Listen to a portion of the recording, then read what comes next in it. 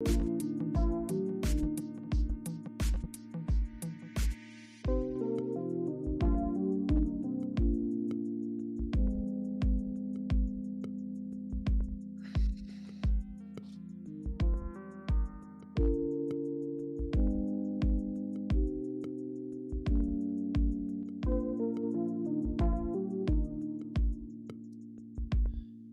Feel Good Thursday.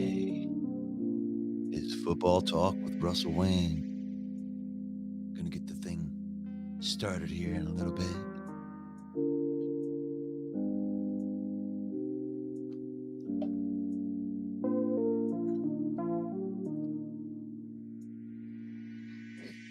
Worst division title ever. I can't believe it. These guys are so bad.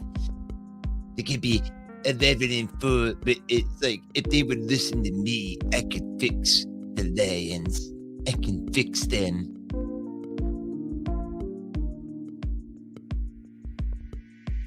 These guys are horrible.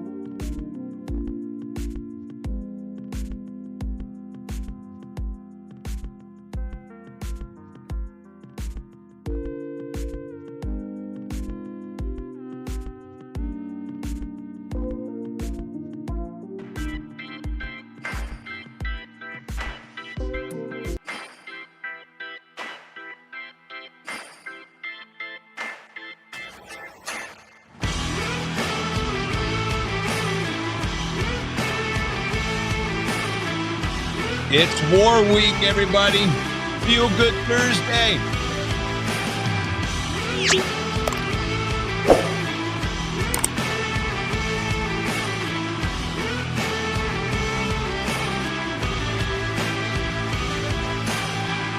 It's the Cowboy, Dan Campbell. I'm on Ross St. Brown as a top 5 wide receiver, right? Put it in the comments.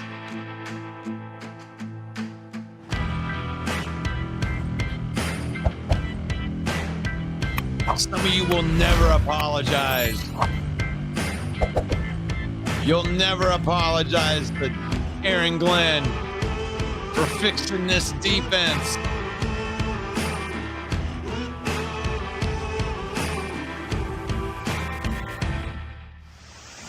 But that's all right.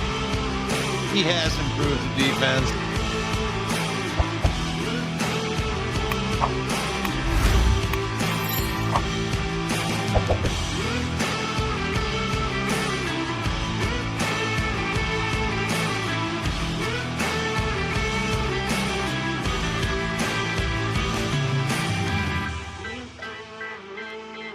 The champ is here!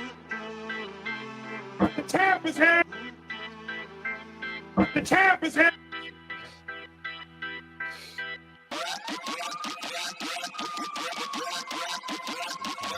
What's going on, everybody? Who do we got in here so far right there?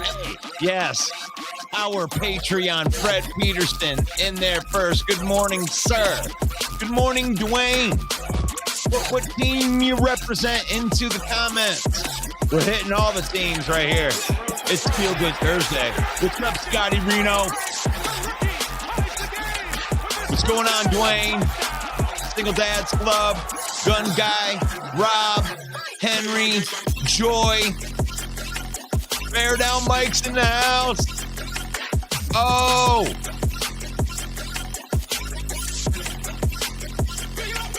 Yeah. It is Football Talk with Russell Wayne, and I am your host, Russell Wayne, and we are broadcasting live into the Detroit Lions news. We are broadcasting live into Mike the Bear fans and Chicago Bear news. That's one of his news spots right there. And we are the villains. We are the Villain Squad. You can follow us at the Villain Squad. We are over 13,000 villains right here and right now. And we thank each and every one of you for that. Faith, family, football. And here we are talking about some football right here. But I'm not alone. I got my compadre, Main Event Mike. Looking good. Yeah. That's right. You have a special guest? It'd be better with words. I can't hear anything that you're saying right now. Can you turn it on? Can you turn you're muted? I don't know. You have to unmute your mic. I can't do it. Unmute. There you go. It looks like it is now. Can you hear me now? Yes. Yes. It's like that one commercial right here. Go Lions! Go Lions. Look at that. Is that lion plays an 8-string guitar right there, Mike. Who do we have? This is my grandson. It's my grandson, Aiden. He wanted to tell everybody from Lions Nation. Go Lions! Go Lions. You like that? That deserves a. You like that? That's the first 11. That's the first you like that went all the way up to 11, Michael. That one goes to 11. Oh man, how you doing this morning, Michael? So good, buddy. So it's Good Vibes Thursday. Yep. And, I went metal detecting with my grandson yesterday. We found 2 beer caps and a bobby pin. 2 beer caps and a bobby pin. All right. That was the treasure we found with our new metal detectors. Yeah, but they were made out of solid gold, or they were they were from a pirate ship or something, right? I mean, No, they weren't. Okay. Well, hey, paying the bills right here. We are affiliate marketing partners with WWE Shop and NFL Shop right here, and we have a link in the comments that can help you save 25% off of your order, or you can just become one of our Patreons, and that would be really, really cool. But this is Football Talk with Russell Wayne, and my compadre main event Mike is in the house with his grandson. We're talking about Go Lions, but this isn't just a Lions Day today, because we have a lot going on as it pertains to the NFC North. There is a gigantic matchup that is happening that is in our NFC North. That is the Minnesota Vikings versus the Packers, both 7-8. And the winner has a shot to make the playoffs. The loser can kick rocks. I think that's kind of what it is, isn't it, Mike?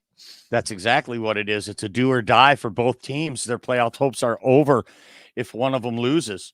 So a lot of injuries, a lot of news on both of these teams. Luke Musgrave had his 21-day practice window opened up.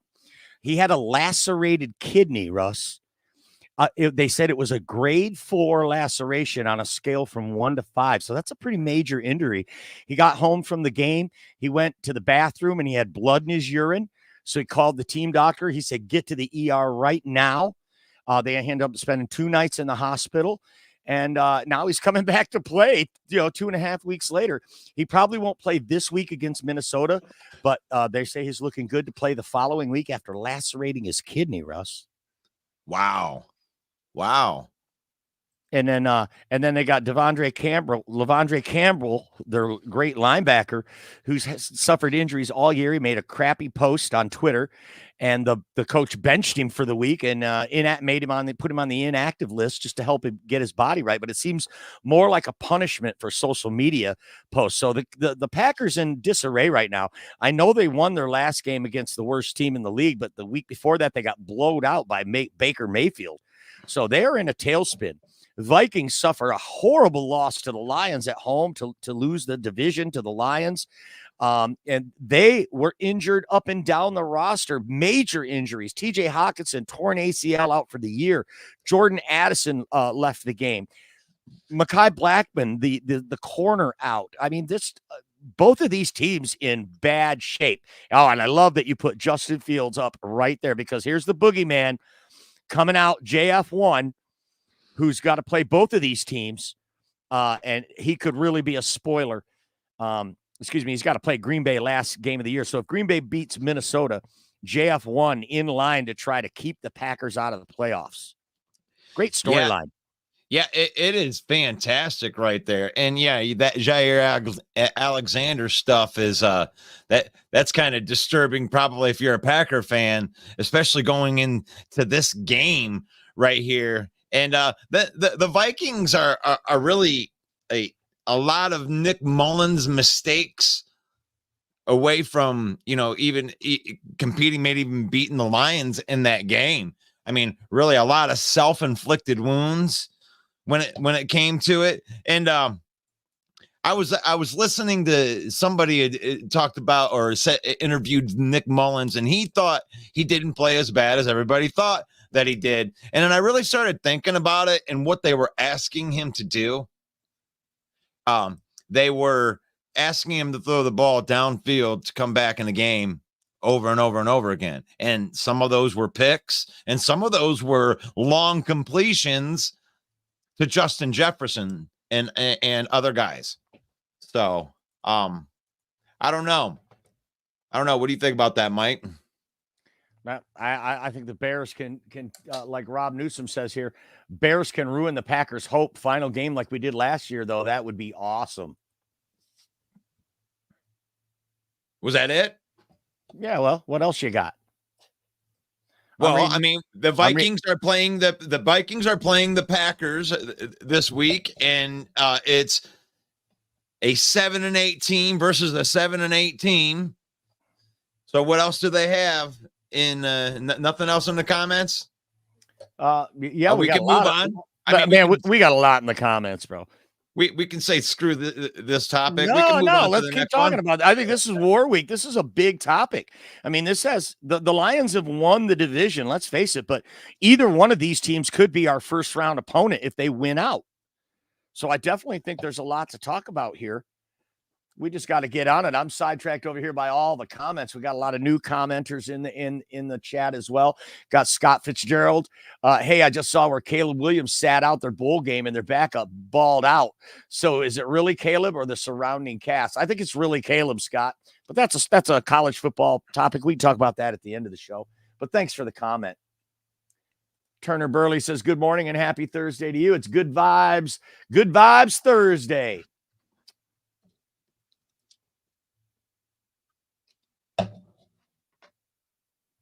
Yeah. Yeah.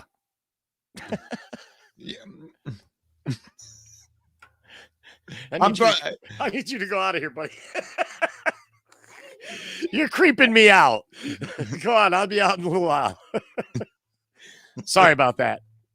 Oh no, you're good. I just I wanted to give all the camera time I could possibly give right there because he's fired up to be a Lions fan. He's fired up, buddy.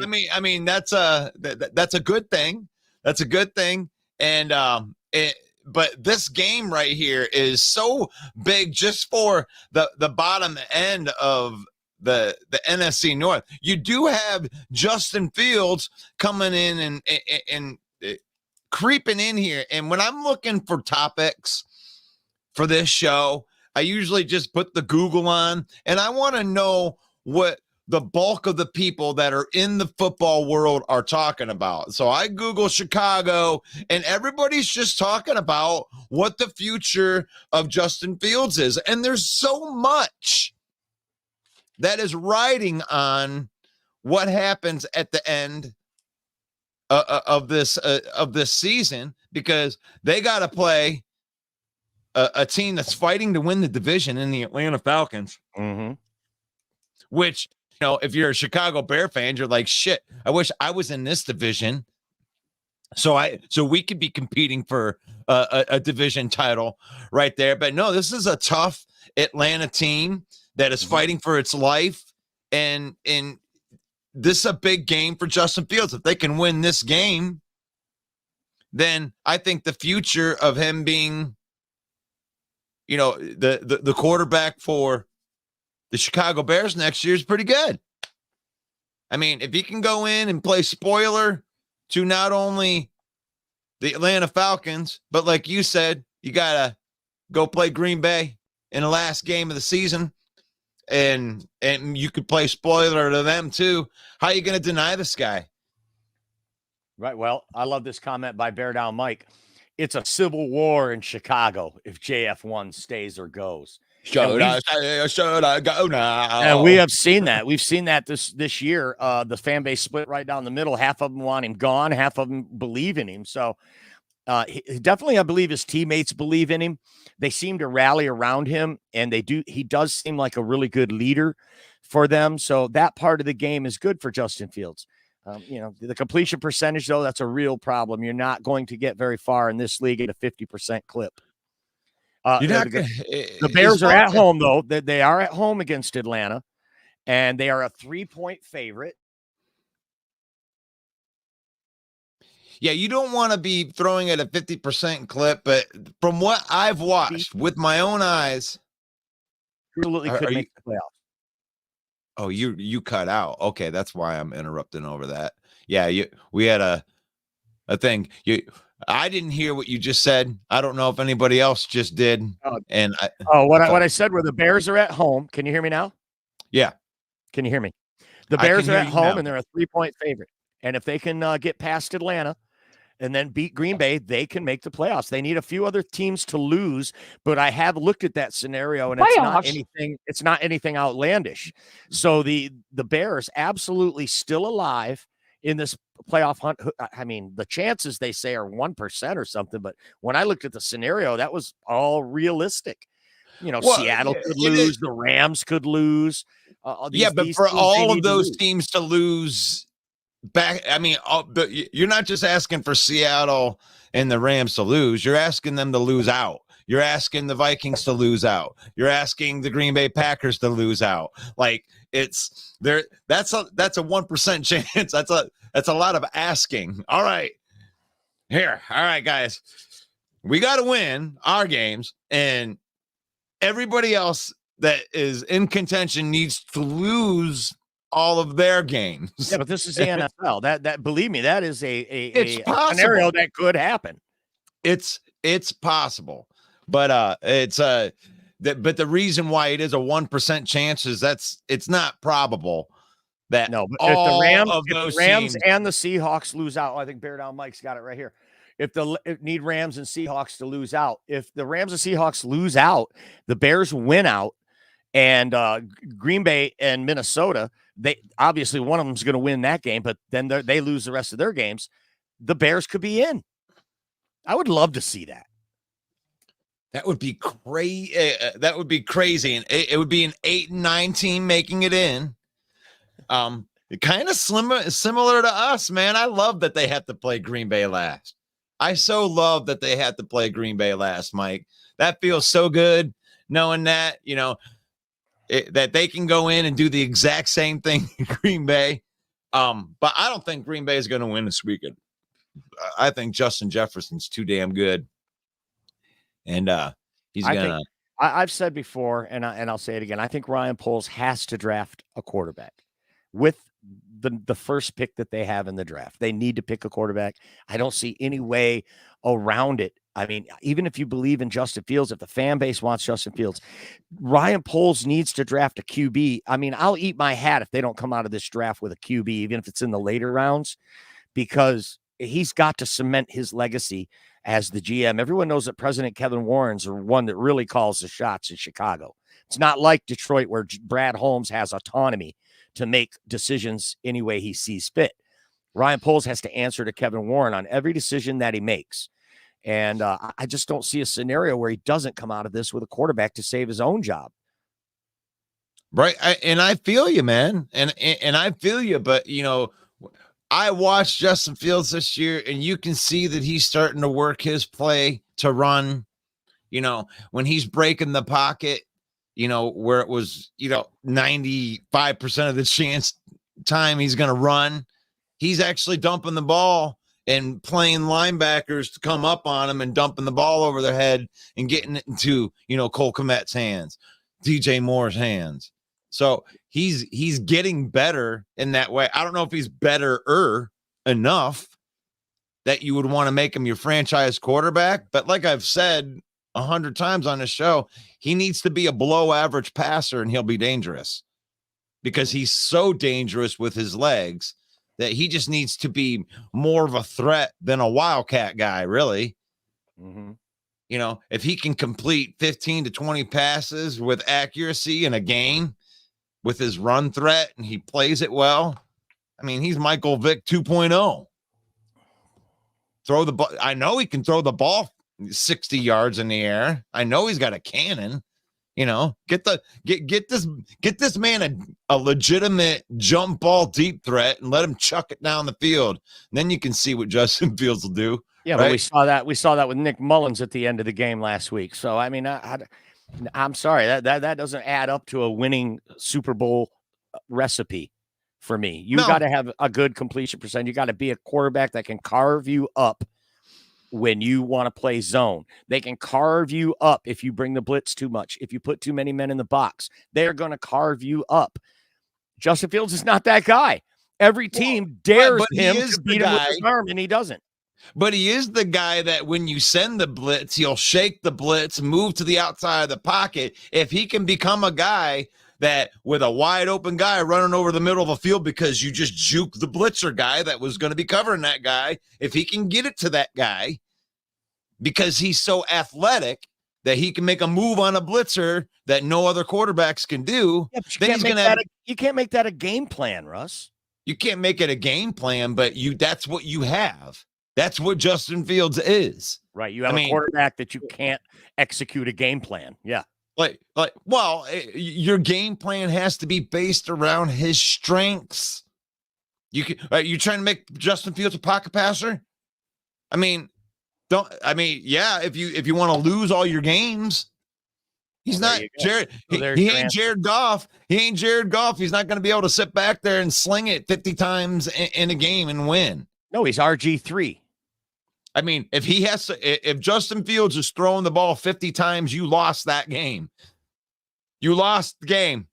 But if he's throwing the ball, maybe 30 times tops, and then he's running the ball 15 times, that's his recipe for winning. Mm-hmm. He needs to find a coach, or they need to put a game plan around him that is like that. That is based around him running the ball 10 to 15 times, planned with him sliding, with him not taking on defenders and getting himself injured. And then our homie Mike the Bear fan says, I disagree. Fields is improving and will be a Bear next year. I hope he's improving. This is in his third year of starting. He better be improving. Yeah, you're at 6 wins now. You've doubled your win total from last year. Kudos. But is that the future, Mike? Come on. But look at what Goff did in his first year. Everybody was slamming on him. It's like I can see what Mike the Bear fan was saying, or Bear Down Mike is saying right there, because I have watched a lot of Bear games this year, and he is improving. And I don't know if it's him improving or him just having other people that he can go to when he escapes the pocket. The more he becomes a threat like that, the more dangerous he's going to become. And like I said, he only has to throw at a below average clip. Right. So getting Marvin Harrison Jr. is what you're saying. I'm saying, get him another bona fide. Yeah. If he gets Marvin Harrison Jr., it's a wrap. That's danger. That's a wrap. That's a danger zone. That's a explosive offense waiting to happen right there. If you add Marvin Harrison Jr. to DJ Moore, they need a bona fide running back too. We could see a wide receiver go number 1 overall for the first time I can ever remember. If Marvin Harrison Jr. even declares for the draft. Oh, I'm sure he will. I hate all this talk about Caleb Williams. I'm going to stay in college another year. I don't believe it for a minute. The NFL's always been their dream, right? Every kid who plays on the playground, it's their dream. And you get a chance to get in. I know Arch Manning, the backup quarterback at the University of Texas, made $3 million in NIL last year, while Brock Purdy's making $870,000. Well, right there. I get the incentive. I get it. Bullshit walks, man. Yeah, Here's the thing. He's like, you think the NFL and or NFL teams with their rules that an NFL owner can pay more than a Michigan booster? Absolutely. No way. The boosters could all team up and just collect a bunch of money like what they're trying to do with Marvin Harrison Jr. They're saying this kid could get It's insane. We're talking Insane about amounts of money. a top end wide receiver in the NFL is getting $25 million a year. You think the boosters could pool that kind of money for 4 years? $100 million? They don't need to pool that kind of money. They just need to pool the $8 million that it would be for the first round draft pick for being number 1 overall. The $8 million, whatever that contract is. Then they could just stay in college forever. Now college isn't amateur athletics. Right. This whole NIL thing is a mess. It's not a mess. You know what it's going to do? It's going to create graduates. Holy crap. Guys might graduate from college. Wow. That's amazing. Yeah, but graduate college with, millions of dollars for the work that they've put in. I know you and I are on opposite sides of the fence when it comes to the NIL. You think it's a really good thing. I don't think it's a good thing. So I appreciate the kids are getting paid. They should be getting paid, but I believe that they need to have a salary cap for every school, just like they have a salary cap for every pro team. Yeah, but don't put words in my mouth. I never said this was a good thing. I'm just saying that this is a thing. It is here now, and it's here to stay. They've opened up the box. It's here. Like, I don't know if I wanted it to go like the way that it is going, because there's no cap on it. Basically, you have the NFL operating with a salary cap, and now the NIL, it's a Wild West show out there.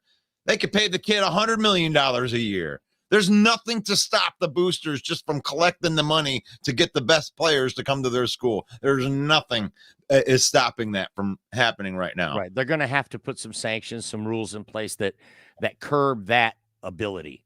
Or they're going to kill the NFL. They're going to pull. Well, not going to kill the NFL, but they're going to kill the chances of the NFL acquiring underclassmen talent.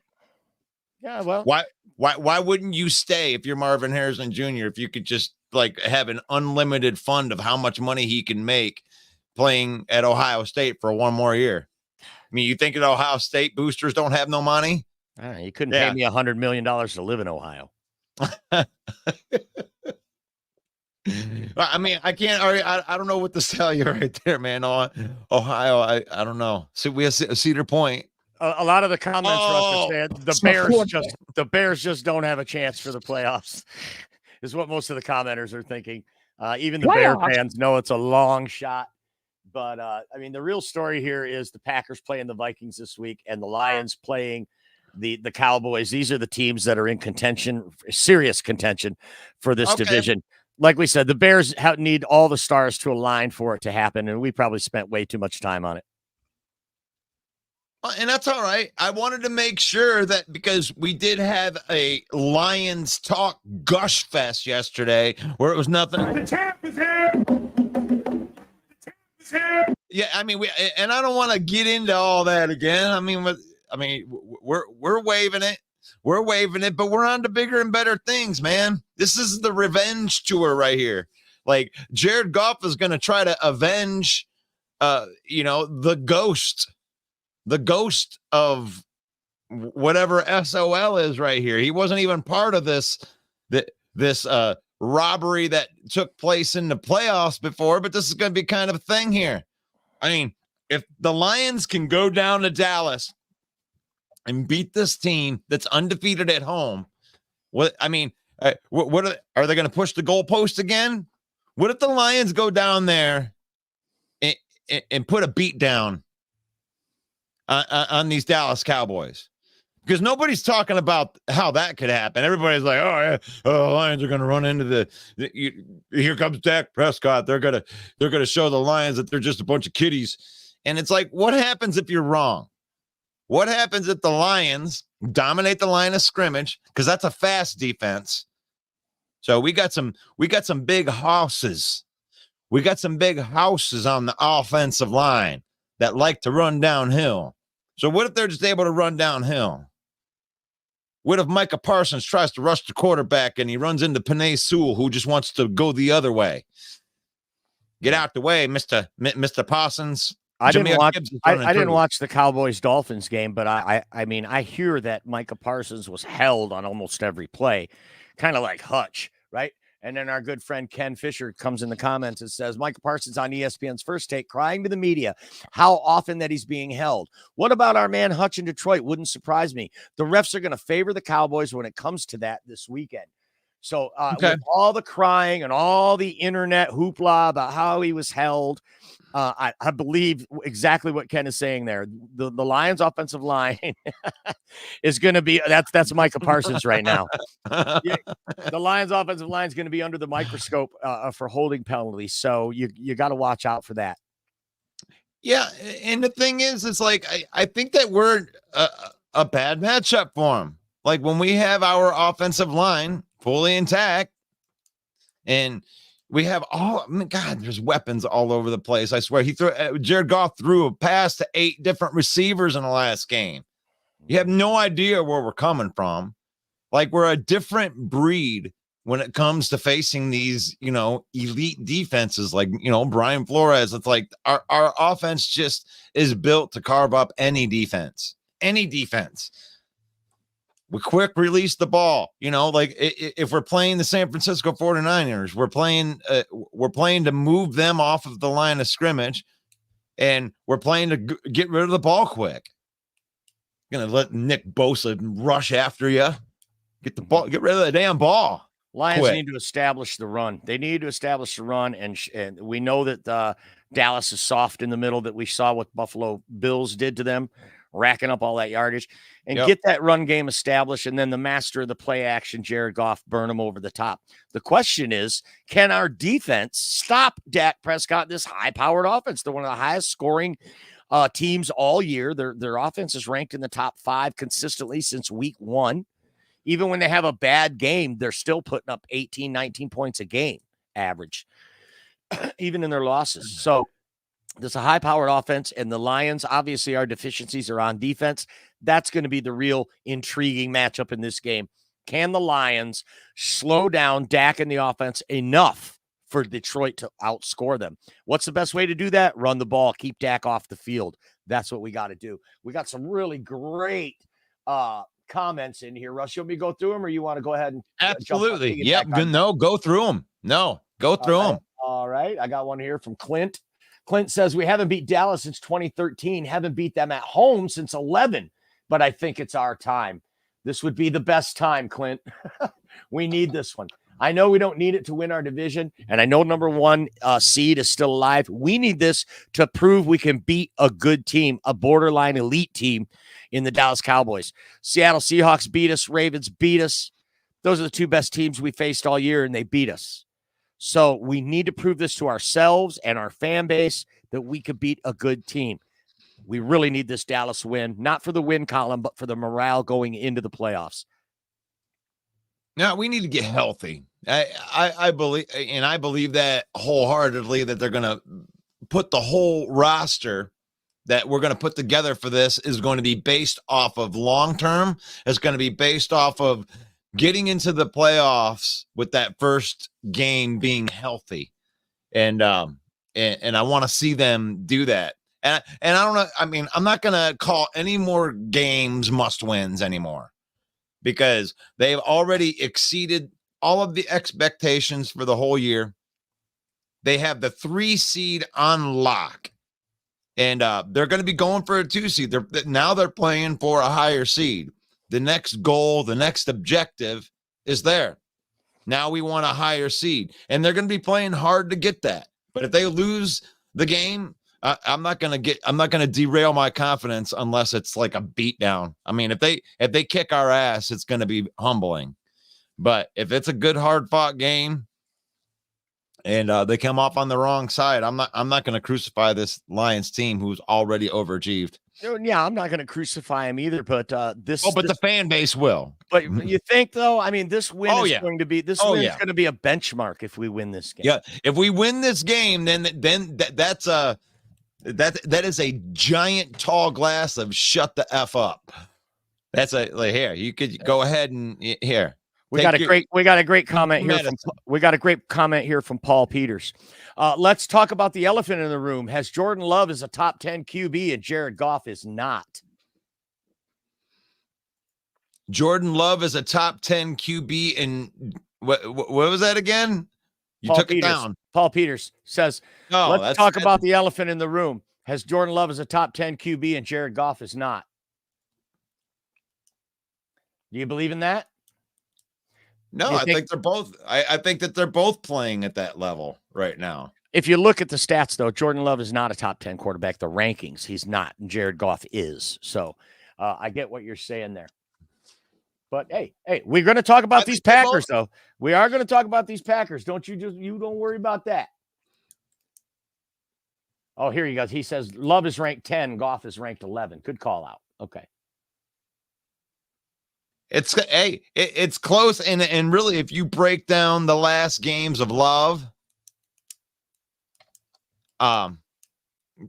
the most recency bias right now, you could tell where he started badly. We were making fun of him. He was playing so bad. I was telling you that he wasn't good because he was so bad. He was losing games for him at the beginning of the season. And then there was a certain point, I don't know what game it was. If you're a Packer fan, you can tell me what game it was, but he had kind of like a turnaround, a switch kind of happened. And all of a sudden you started seeing him complete more. We were talking about that. That was the Thanksgiving game. Yeah. Well, I mean, I think that there were foreshadows leading up to the Thanksgiving game. I think he had a couple of good games prior to the Thanksgiving game. So, but I think that the same Thanksgiving game sealed that, where, I mean, he looked amazing on it during that week. I mean, when he was spinning around, throwing it sidearm and stuff like that, that was maybe his best game of the season, period. Yeah. Jordan Love's the real deal. We've admitted it 5 weeks ago that Jordan Love is the real deal. And we're going to have our hands full moving forward in this division. It's going to be the Pack and the Lions battling it out for the next few years. The way the Pack drafts, they always draft well. And I'm a believer, man. I got to eat crow, and I've got to say that trust the process. We draft and develop quarterbacks. Shit. Three in a row. I can't argue with it anymore. You win. Jordan Love's the real deal. The Pack are real deal. The way they do it is admirable, and I got to give them their flowers for that. Yep. And sometimes when I make these little graphics, they leave quickly, right? You know, it's kind of irrelevant. This one's been around for a little while. This is a question that I continue to ask week after week, is on a scale of 1 to 10. How scared of Jordan Love are you? And obviously that's directed toward a Viking, Bear, or Lion fan. On a scale of 1 to 10, where are you with this kid? Yeah. I'm on record. I'm a 10. I'm a 10 scared. I'm convinced the kid's the real deal. I'm up to a 5. Mm-hmm. I was at a 0.00, and I'm up to a 5. I'm not going to go quite 10, because that game that he played against us, that gives us the PTSOL, is that was the best game that he played all season. A-Dub, our resident Packer fan, says the win against the Chargers was the turning point in the year for Green Bay. A-Dub also said that the Packers need to win out and have the Seahawks and Rams lose out for them to get in. So that's a great call out, A-Dub. Thank you. So, yeah, so this game is huge. This game is so big for you guys just because either one, Vikings or Packers, who do you got? Who do you got in this game? It's War Week. Everybody needs to vote on this right here. We need to know where you're at. It's Thursday. It's Feel Good Thursday here on Football Talk with Russell Wayne. And we want to know what you think about this game right here. War Week, Vikings versus Packers. I believe it's in Minneapolis. It's in Minnesota, correct? The Packers Vikings game? The Packers Vikings game is in Lambeau. Oh, it's in Lambeau. Okay. So it's in Lambeau Field. Packers Vikings in Lambeau. No, I'm sorry. I'm sorry. I looked at this wrong. It is Minnesota's at home. Yes. Gosh, I'm sorry. God, you get me in crow eating mode, and I'm all like, diving in there, getting comfortable, and it turns out I was right in the first place. Yes, it's in Minneapolis. Backwards. So in those bank stadiums always mess you up. I tell you what. I mean, Minnesota's at home against Green Bay. Absolutely. 7-8 versus 7-8, and how big? This is a playoff game. Playoffs. This is the playoffs start early because the loser's going home to play. I mean, really, if the Vikings lose, they're going to come and just take a pounding at Ford Field by Teddy Bridgewater. And if the Packers win, they got to go try to get by Justin Fields, and man, this is a tough road to boot. Yeah, in the comments, overwhelmingly, the Vikings is the choice. We're looking like a lot of the Vikings. Really? No. The Packers got a QB. And now we got some more comments rolling in, going for the Packers. So, who do you like in this game, Russ? It's actually the Vikings are favored in this game because they're at home by 3 points. 3.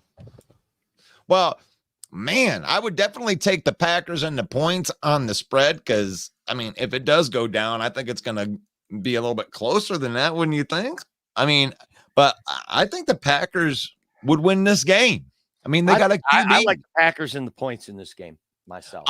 But here's a scenario, because if he turns into Jordan Love from earlier in the year, and it seems like when you can get pressure on him, you can rattle him and get him off of his games, and sometimes you can put that whooping on him. And that in the Vikings, they play a very weird style of defense. I mean, it is very unorthodox.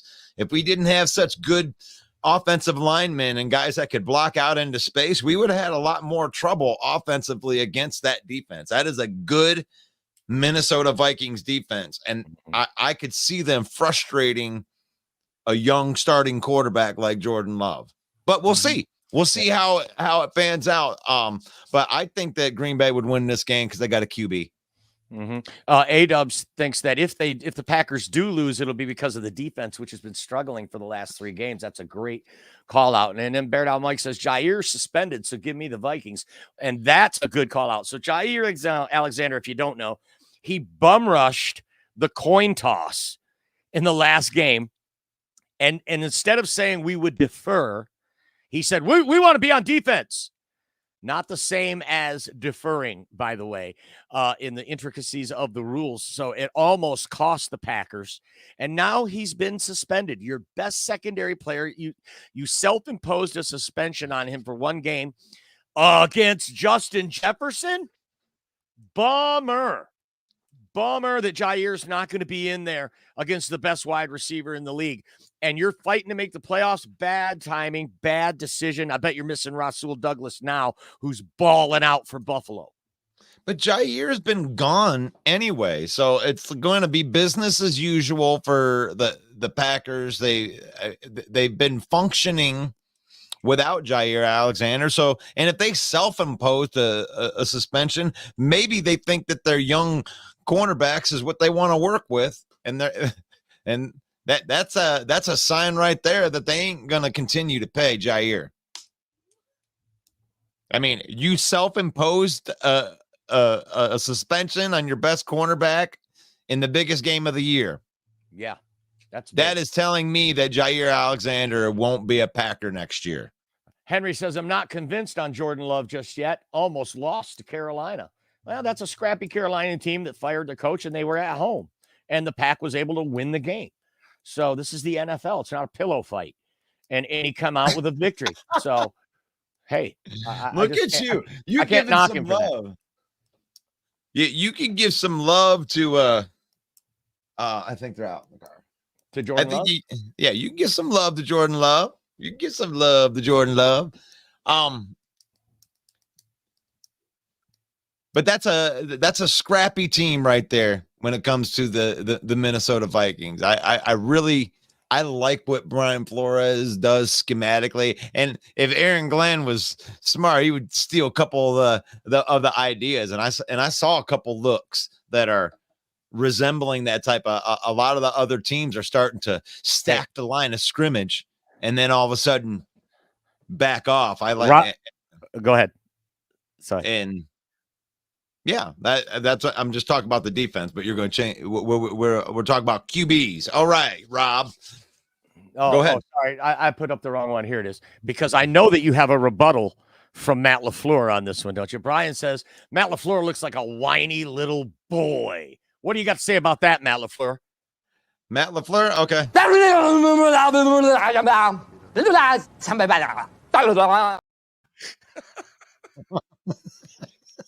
Yeah, you can't even look at that with a straight face. I mean, there's no one that can match me. Oh my gosh, right there. How do you, dude? You can't get. I mean, we're like street kids with weapons. Like, we're yeah. Don't leave the gun cabinet unlocked around. Yeah, that's right. We're taking all of our stuff. But this is Football Talk with Russell Wayne, my compadre, main event Mike in the house. War week, Vikings versus Packers. Lions are gonna be going down to Dallas for a little bit of revenge game. And really, what is the future of Justin Fields? I mean, obviously, if they win out and the miracle in Chicago happens and they somehow sneak into the playoffs, you would have to go with Fields then, right? I mean, if he wins out, I think that could go a long way, whether they make it or not. If Fields wins out, continues to play well, what do you think? I mean, you would want to keep him. I mean, you're still drafting a quarterback, though. That's right. What you are. I mean, I think you keep Justin Fields and you don't pay him an extra nickel. You hold him to his contract, then you franchise tag him for 2 more years, and you just let him waste away in Chicago while your new rookie quarterback develops and get you on the winning track. The experiment for Justin Fields is a failure, in my opinion, after 3 years. I mean, what are we looking at here so far? 11 wins in 3 years? Is that what it is? I mean, if you're a Bear fan, let me know if I'm wrong on that math there, though. But, hey, I'm a Lions fan. So if I say, hey, keep Justin Fields, buddy, sign him to a big old contract. Hell yeah, I love that idea. He'll be RG3 next year out with a repaired ankle or something. You're going to get this kid killed. Stop it. I would do something similar to what our friend in Green Bay, Gouda man did with with Jordan Love. I can say that one. Jordan Love, where it's kind of like a 2-year deal, is a little bit less than what he would have gotten for the 5th-year option. I wouldn't pay Justin Fields the full value of the 5th-year option. I would not give him the 5th-year option. I would either just let him ride that whole contract out and let it go. And if you lose him at that point and somebody else were to sign and pick him up, you'd get a compensatory pick for that, in the 3rd round for him to go to a different team as a free agent, especially if they sign a multi-year deal with somebody else. Mm-hmm. So you hold all the cards, Ryan Poles. So if I were you, I would play the business game with Justin Fields, and it is what it is, man. It's like the people talking about Jared Goff. Oh yeah, what are you going to do about the extension? I'm like, we ain't going to do shit. I mean, he's signed through 2024 at $30 million a year. We got him. I don't care. Outside of that, you need to extend him. We don't need to do nothing. Right. Let it ride out. And really, even if you're going to trade Jared Goff next year, even if you traded him, you're going to get a bunch of money. You'll get a bag for him, wouldn't you, in draft picks? I mean, with the way he's playing, I don't think so. You wouldn't pay what for $30 million for Jared Goff on a $30 million contract? Oh, I was confused. I thought we were talking about Justin Fields. Oh no, I was talking about Jared Goff. But it's same type of thing. It's the same type of thing. Is like both of the general managers, being Brad Holmes and Ryan Poles, have their quarterbacks in very similar situations. Mm-hmm. Oh man, what are you gonna do? Well, you gotta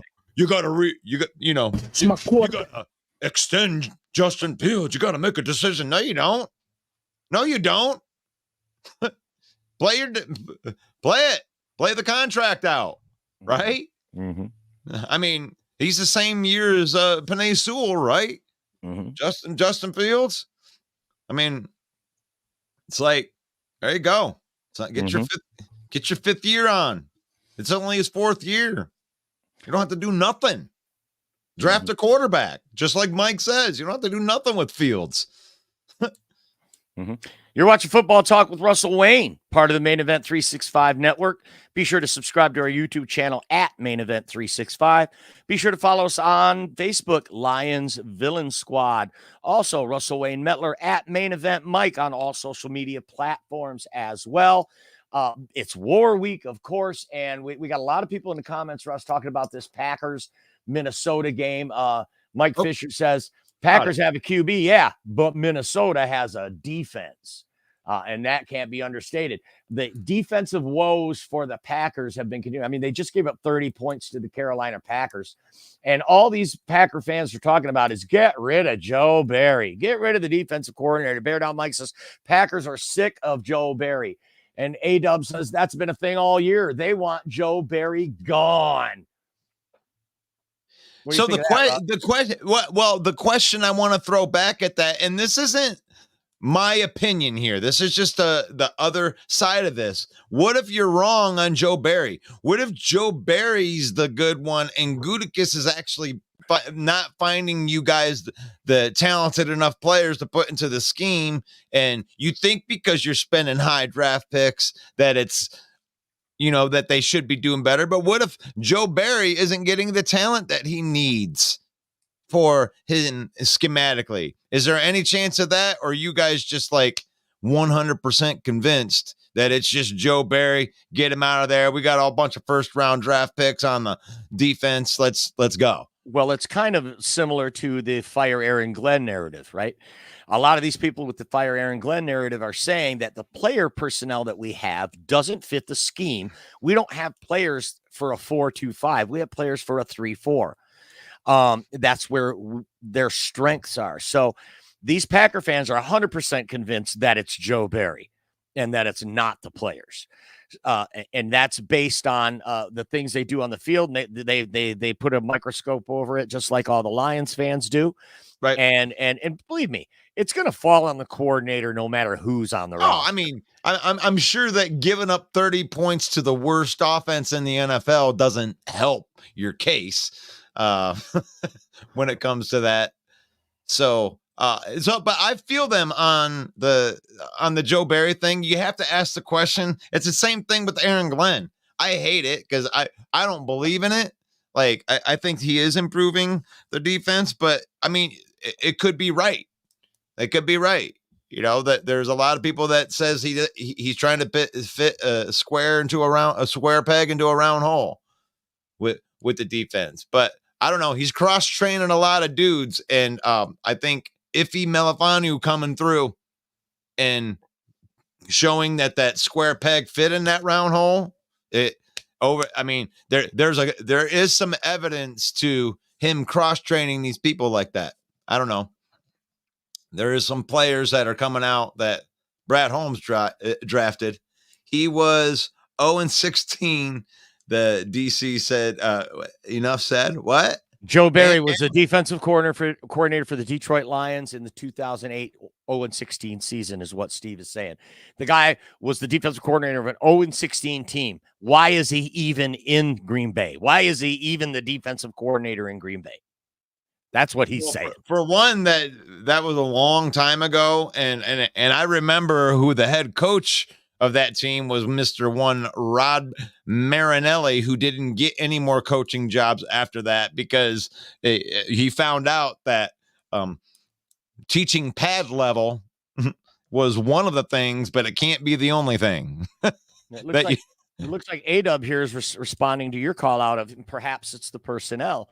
Given how much has been invested in the defense and the regression in the rankings over the years, it's enough to say that Barry needs to go, right? Whether you want to point the fingers at the personnel or the coach, his performance with the unit that's been given to him does not warrant him getting another contract. So he believes in the players. So, I mean, that's fine. To me, I don't watch it as close as Green Bay Packer fan does, but I'm just giving you a different side of the coin because it is one or the other, or maybe it's a little combination of both. But getting on the same page of how you want to play your defense, yeah, you got a lot of draft capital, high draft capital that's invested into that defense, and you want to see it pay off. Especially when you're talking like, you're paying what, $23 million a year to Jair Alexander. You're probably going to be pulling that off the books. What do you think about that for Jair Alexander? I mean, a imposed, the Packers imposed their own suspension of Jair Alexander. What is your thoughts on that? I mean, in general, like, that's kind of weird, isn't it? It's kind of unprecedented, isn't it? That doesn't happen all the time. Isn't that kind of a harsh? I mean, that's a harsh suspension for that, right? You won the game. No harm, no foul. You won the game. Yeah, it puts you in a compromising position at the beginning of the game. But you're fighting for your playoff life. You're going into Minnesota against the best wide receiver on the planet, and you're going to suspend your best DB for that game? Couldn't you just say, well, we're just kind of thinking about it right now. We're trying to figure out what to do, and then wait till the last game of the season to suspend him against the Bears? I don't get that. I mean, that seems like a bad coaching decision by LaFleur to me. So, I mean, but how official is that when I've never even heard of that, like a team imposing something like that. What's to stop them from going, well, he appealed it and won. He's going, like, on Friday. What's going to stop them, like, from tomorrow being like, yeah, we're not going to suspend him until next week or something. We're going to start it next year. What's to stop them from doing that? Because this isn't like an official, like, suspension handed down from, like, Roger Goodell or something like that, is it? No, it's not. No, it's not. No. So, I mean, they could just be like, yeah, never mind. Like, we made him do some push-ups. He ran some laps. Yeah, I mean, he did extra push-ups. I mean, he was ready to go. So I don't know. I don't know if I trust it. I don't know if I trust it, Mike. Can you trust that Packer organization? I'm starting to see why Packer fans do trust their organization. I mean, the development of Jordan Love is we were wrong, Russ. I mean, it was fun to make fun of him. It was fun to make all the love stinks, all that. It was fun. It was fun to have a countdown on how many days it had been since they beat us. That was a lot of fun. But they're 7-8. Okay, but this is his first year as a starter. He's already won more games than Aaron Rodgers did as a rookie. And that first year starter. And that's fine. I think that he's played well this year. I mean, I just think it's a little premature to crown this guy already. And see what he's got, because he's also had very, very good play out of his wide receivers and his skill players. Actually, to me, that's more scary to me, knowing that Dontavian Wicks is pretty good, that Romeo Doubs is pretty good, that Christian Watson's pretty good, that they got a pair of tight ends that are pretty good, that are grading high on PFF week after week after week. It isn't just Jordan Love being a Houdini. I mean, he's got guys that are making plays for him, making contested catches. If you remember that Lions game when they came in on Thanksgiving, that was some players making some catches with defenders draped over them, playing the correct defense and making plays. And all of those players are younger than Jordan Love. And they're all younger. So to me, the skill positions around Jordan Love scare me more than Jordan Love does. That's a great quarterback. That's a good point. You got even Dontavian Wicks seems like the real deal. Romeo Doubs seems like a steal in the later rounds. Christian Watson, if you ever get that glass hamstring figured out, he's a true X beyond the numbers receiver. Two new tight ends that look like great young rookies. So yeah, this team's set up. Yeah. They're going to be able to draft on the O-line. They're going to be able to draft in the secondary, maybe pick up a free agent or two and really bolster this team around Jordan Love. They're going to be a contender for a long time. Unfortunately, those dreams we had of Packers becoming the new Lions and being the punching bag of this division for the next few years are not going to come true, Russ. We're going to have to face that. Well, I don't know that yet, because the thing is like a lot happens to a team during an off season every year. And all we have is the reality of what it is. for this year. I mean, us pundits out here, we make our little opinions and we say this and we say that, but at the end of the day, a reality moves its way out. Like there's this stigma out there where they say defense wins championships. Well, that's not true if you actually look at what happens.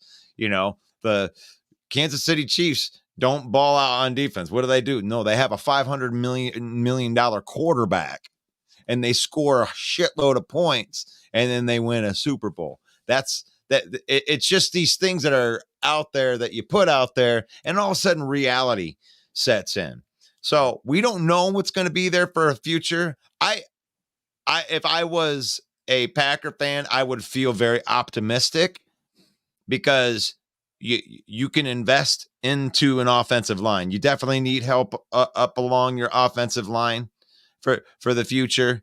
And you have a nice set of young wide receivers. I don't know if you like what you have in Jordan Love. He scares me. If I'm a Packer fan, he actually scares me as a Packer fan because at the end of games, sometimes quarterbacks can't help themselves to try to do too much and try to make a play, and then they end up hurting their team. Well, he's done that on multiple occasions this year too. So is he going to cure that in the future?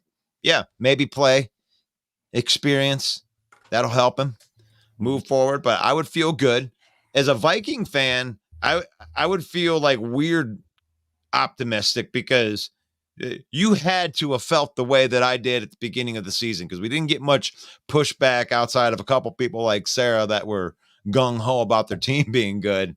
But they were feeling it. They lost a lot of their players. They admitted that they thought it could be a down year for Minnesota.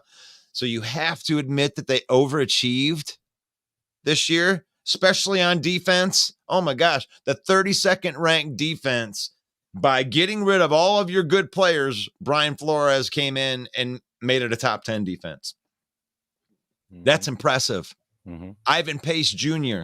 is a bona fide dude in this league in his first year. I would think that he would have a shot at winning defensive rookie of the year. I don't know if that counts because he was undrafted. I don't even know, but I think as a rookie, if he has a shot at that award, he would definitely be in my top 5 of defensive rookies. I'd put Brian Branch in there too from the Lions. But it just great rookies, and you wouldn't have expected them to be able to do that. Hunter's a beast, but like you said, Mike, they don't get to keep Hunter, and I don't think they got other problems that they got to worry about in Minnesota. They may end up they're either going to lose Hunter or they're going to lose Justin Jefferson, or they're going to lose Kirk Cousins. And I think that most of the Viking fans would be comfortable with losing Kirk Cousins out of that package, but they're going to have to lose one of the other ones too. You can't pay them all. You can't pay them all. We are kind of coming up against it, Russ. So you're watching Good Vibes Thursday here on Football Talk with Russell Wayne. Don't forget tomorrow, guys, is Prediction Friday, where we go through the entire slate of games and make our predictions. And Russ is doing very, very well this year. He's picking games at over 70% clip. That's with the point spreads. It's unheard of. So tune in tomorrow to get our predictions. And better than Justin Fields' completion percentage. Better than Justin Fields' completion percentage, which is saying something. We have a football game tonight, which is the Jets at the Cleveland Browns. Cleveland is -7.5 on that. We want to talk about that real quick. We also have a couple of notables here when we were talking about Goff and Love. James says Lions are a running team and Goff is 3rd in passing yards. Think about that. Think about that, folks. That's an explosive offense right there. That's saying something. And then Ken Fisher says, and this is totally off NFC North topic, but I do love this call out. It's okay for Thursday. It's feel good Thursday. Feel good Thursday. So yeah. Russell Wilson in Denver is not feeling good because he's been benched for the final 2 games of the season. They're now knocked out of playoff contention after the beatdown from the Lions. And then losing last week. Ken says, what do you think about the benching of Russell Wilson? They're saying he's going to be in Atlanta next year, $39 million. So Atlanta would pick up Russ's contract, take it off the hands of the Denver Broncos. Look out for Atlanta if that's the case, right? Because they're still going to be drafting in the middle of the pack, whether they win their division or not. The record says they're going to be drafting middle of the pack. So they're going to have some opportunity to bolster that defense and bolster that offensive line. They've got Bijan Robinson. They've got some good pass catchers. Excuse me. If Arthur Smith keeps his job, which I certainly hope he does, I think he's done an admirable job there in Atlanta. If they get Russell Wilson and there's anything left in the tank for Russ, it's got to be better than Des Ridder. It's got to be better than Taylor Heineke. I think Atlanta could be a good landing spot there. I've never even heard this theory, Ken. So thank you for bringing that up. I got one more. Nope, that's it. Go ahead, Russ. I mean, Russell Wilson going to Atlanta, that's really dangerous. I never really thought that the Denver thing was really going to work out. When they go there with a trio of these young wide receivers and everything. And Russell Wilson has never really been that. You know, he's been a deep ball throwing play action type of dude that can roll out, make plays outside of the pocket. And they didn't really use him like that. They're trying to make him that traditional stand in the tall, but in the middle of the pocket quarterback. And he's pretty good at that, but he's not awesome at that. If he goes to Atlanta, where they got they got a great running game and a good offensive line kind of established in there already, and you have all these playmakers all over the place, Kyle Pitts, maybe he can actually become a dude. And yeah, I like that fit. What do you think that they're going to give up for him? Is it a trade? Nothing. They're going to cut Denver. Or they're going to cut Russell Wilson. They're going to cut him. They're going to take the loss, eat his contract. If they can work out something with Atlanta or some other team to mitigate the contract, that's great. But I don't think they're just going to cut ties, eat the cost, whatever it takes to get rid of that guy. What did he do? A lot like Green Bay did this year, right? They ate $40 million just to get rid of Aaron Rodgers. Yeah, but they got a second-round draft pick out of it. I mean, and the dude didn't even play this year, and they're still. And if the Broncos can get anything similar to that, I think they're going to be happy with it. Yeah, I think they may move to do a trade if they. I mean, he's worth something. They'll get something from him. I don't think they're going to cut him. That's got to be smoke. I'm not going to believe that unless I see it. Well, we're going to keep up on that one. How about that? We're going to follow this news story, Mike, with our team of professional guys that go around and no, there's no professionals. We're not even professional. And we're the only ones really doing this, right? So, but I'm telling you, the Lions, I'm so thankful that they finally are listening to me about blitzing, and now we can start winning thanks to Aaron Glenn finally listening to me. We're getting called out by Bear Down Mike because we both picked Arizona. GT picked Arizona also, and the 4 points. And, whoa! I did not pick Arizona. Oh yeah, you gotta. You did. I got it right here in writing, buddy. GT, Mike, and Russ all took Arizona at Chicago. And I did not. So that was one we got wrong. Like I said. No. I think I'm going to have to go back and look at that one again because I think everybody was going against with Kyler Murray. I don't know. I don't know if I would have taken Arizona. I'm going to go back and check that one. Go ahead. You go right ahead. I don't make mistakes when it comes to writing down an initial. All right. On a game. Right. Mike's just calling it out that even though I'm praising you for a 70% handicapping clip, there is that 30%. Nobody gets them all right. I don't care who you are. Jimmy the Greek, whatever. You're not getting them all right. What was the point spread on that? It was 4, and they won by 11. We had Arizona in 4. Right on. I mean, pretty good. Kudos to the Bears for being favored against anyone with the trash team they got.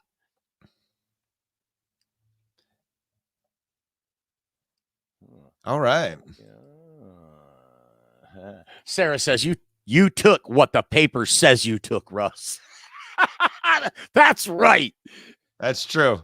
I do have to check on that one. I can't think of any logical reason I would have picked the Arizona Cardinals, but yeah.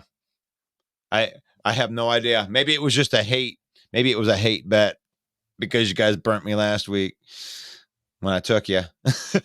So we got a side bet going here in the we got a side bet going over here in the comments. Steve is real. Yeah. is he's a Packer fan, talking to Sarah, who's a Viking fan, and they're betting. Steve is betting that the Vikings will draft Michael Penix, the quarterback from the University of Washington. And Sarah goes, nah, I don't think so. And now they're making a bet. And Sarah says, if you win, I got to wear if I win, you got to wear a Vikings jersey during Vikings versus Packers. If you win, I will wear that pukey jersey. Oh, we're going to put it down there. I mean, I don't think the Vikings are going to get Penix. He'll be gone by the time the Vikings pick.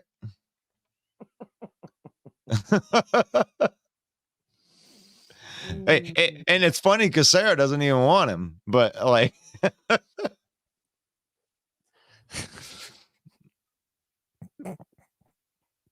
Sarah says the Packers jersey are puke and snot colored. My gosh, it's vicious in there. Why don't you tell them about vicious? It's getting vicious in the comments, Russell. Hey, well, what you better tell them about the open mic. And let them know where it's acceptable to do all of this stuff. In a twist of irony, Fred says that Russell Wilson is drifting away like the volleyball in Castaway. Wilson! Come back, Wilson! Right on. I love it. Don't forget, folks, we are an official marketing partner of NFL Shop. Get your NFL gear. Use our link and get 25% off. Also an affiliate marketing partner of WWE Shop, where you can get them sweet championship belts for your favorite team. Use our link and get a discount. So it helps us just a little bit. We do appreciate it. Thank everybody who's watching. Subscribe to our YouTube at Main Event 365 and follow us on Facebook, Lions Villain Squad. Don't forget that I have my own show. It's called NFC North Open Mic, and it's every Monday night at 7 p.m. Eastern time. It's going to be a good one this week, because the Vikings and the Packers are playing each other, and the Dallas Cowboys and the Detroit Lions. Oh, yeah, Bears and Falcons too, I guess. And we're going to talk about all of that on Monday night, 7 p.m. Eastern time. It's the NFC North Open Mic. Join us, won't you? I got to jump off, Russ. God bless you all.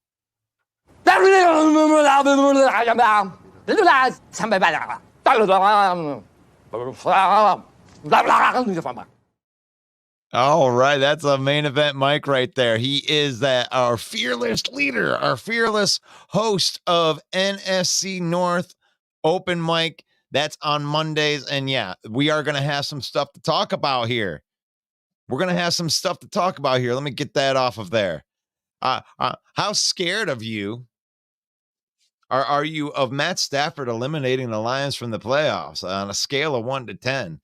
And, you know, if you're one of the hater fans, if you're a Packer, Bear, or Viking fan, what is your confidence level that the Lions would get eliminated by Matt Stafford in Ford Field in the first round of the playoffs? Oh, I guess it's not good morning anymore.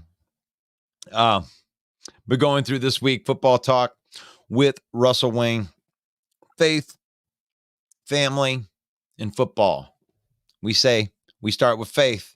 I put a shout out to my church, NTC, in Genesee County.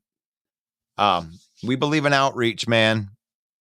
Like when you're blessed, you look for ways to bless others.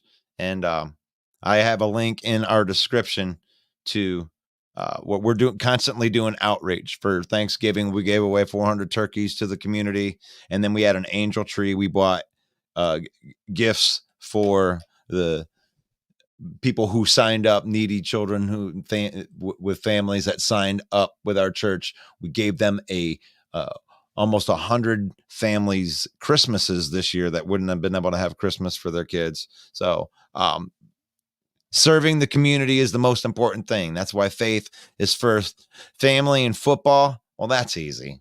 That's just a matter of, you know, being a fan of your team. Like, we're Lions fans, but we invite Packer fans, Viking fans, and Bear fans on here because we're all part of a football family right here. We just love football. I spend time with my family watching football, using it using football to help, spend the time with our family. Don't let football use you. When your team loses, don't turn into a butthole. Moving on right there. So thank you. Faith, family, football. And I'm going to leave you with this. May the Lord bless you. May the Lord keep you. And may the Lord shine his face upon you until we meet again for tomorrow. Football Talk with Russell Wayne. Lock picks. We're going to pick all of them. God bless you. Talk to you soon. It reminds me of a football show, Football Talk with Russell Wayne, 11 a.m. in the mornings. You should watch it because it could be good for you. It could be good for you. It could be good for your life.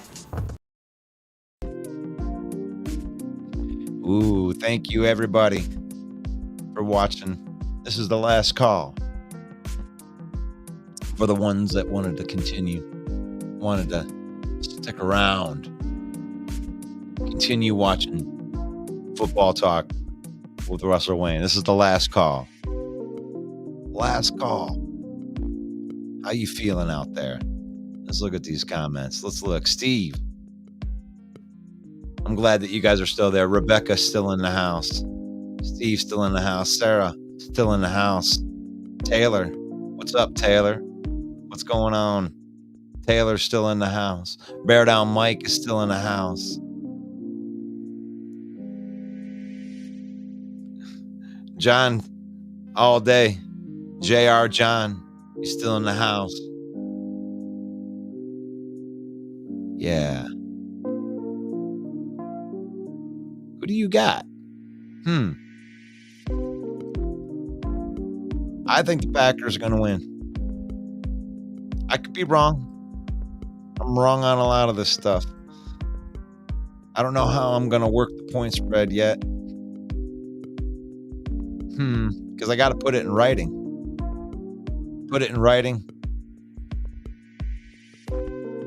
I do more than put it in writing. I put it in vocals. I put it in them vocals. Vikings versus Packers in Minneapolis.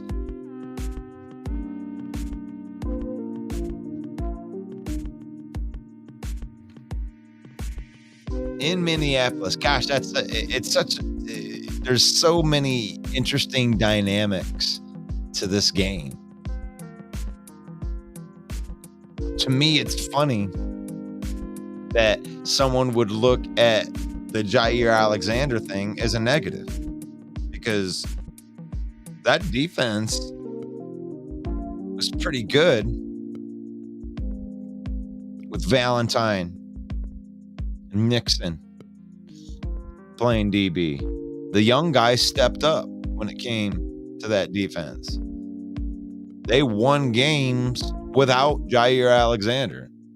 So, if anything, it's going to keep the continuity there. I don't know, man. This Vikings defense is very, very frustrating. And Jordan Love is a good quarterback.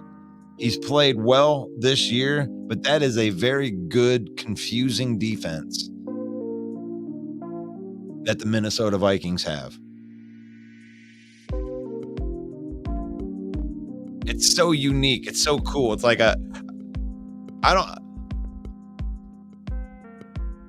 I like Aaron Glenn, but I am a little bit jealous of Brian Flores. I love that style. I would love to see what he could do with the talent that's on the Lions defense with that.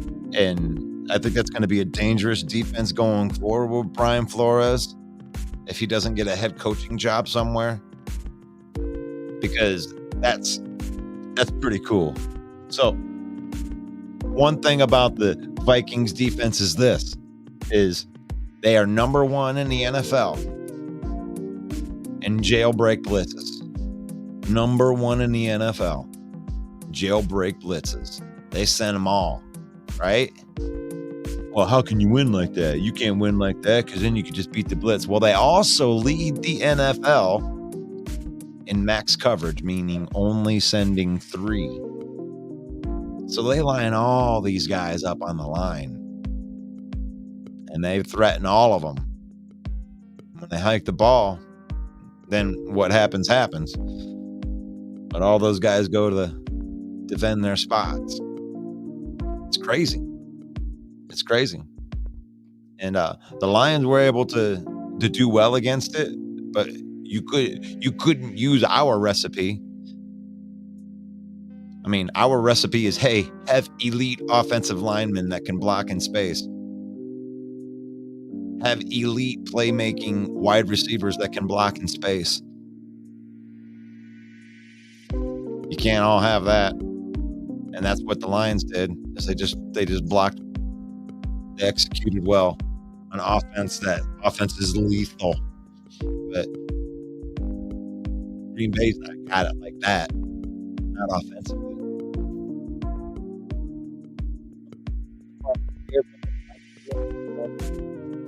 Have a quarterback. They have a quarterback. And as long as Jordan Love does not try to do too much, you play mistake-free. I think that the Green Bay Packers defense is good enough to make Nick Mullins make mistakes. I think Jordan Love is a way better quarterback than Nick Mullins. So there's that. What else we got? What else do we got?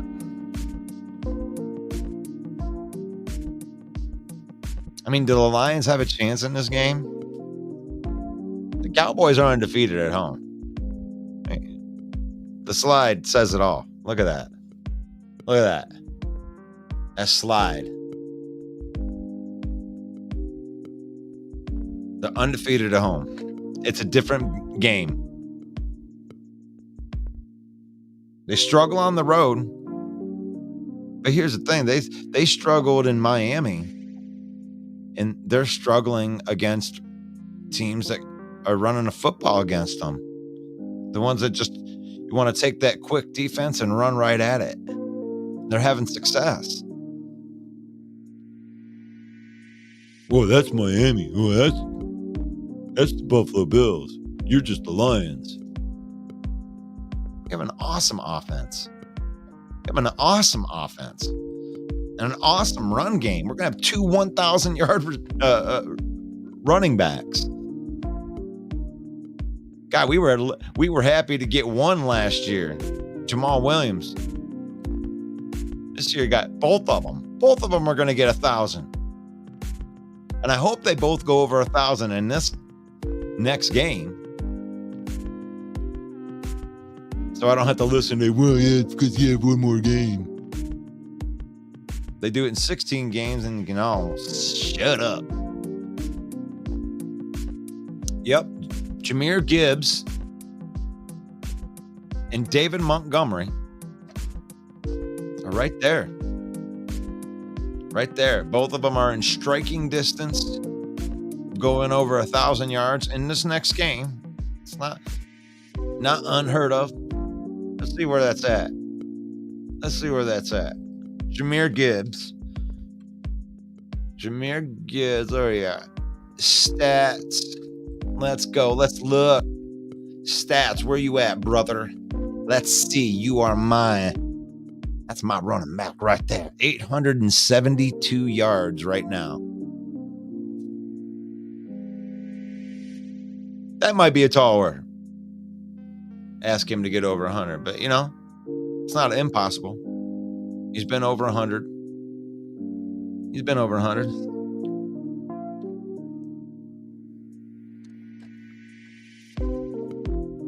Montgomery.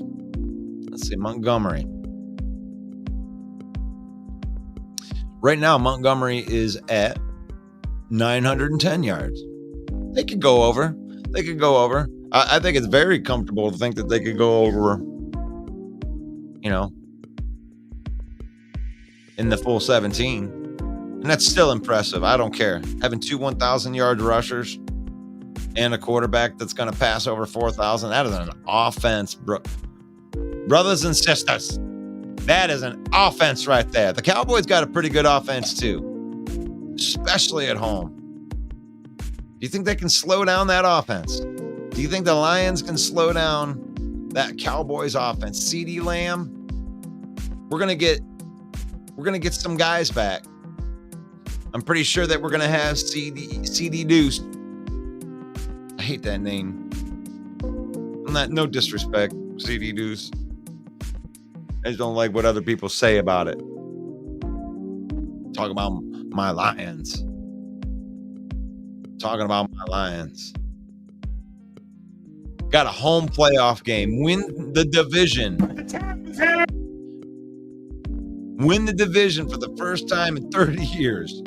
And I know that might not mean a lot to Bear fans. I know that might not mean a lot to Viking fans or Packer fans. But to Lion fans, it means a lot. That's why there were a lot of emotional people. You guys learned how to take it for granted. Oh, it's just a division. Come, we can pipe down. No, we're not going to. The first one feels different. The first one feels different in a long time. It's been a long time. And the nightmares could come true. The PTSOL creeps in after every single game. But can you repeat it? Can you keep it going? Is this team built for the long haul? Can you trust the Lions organization to produce year after year after year a competitive product? Those are questions that can't be answered this year. Even if the Lions win the Super Bowl, it's like, can you do it again? Can you remain competitive? So many teams go to Super Bowls, win Super Bowls, and then the next year they fall off. You don't hear from them again. For a while, they got to rebuild it back up. So much parity in the NFL anymore. It is possible to build a championship team in 3 years.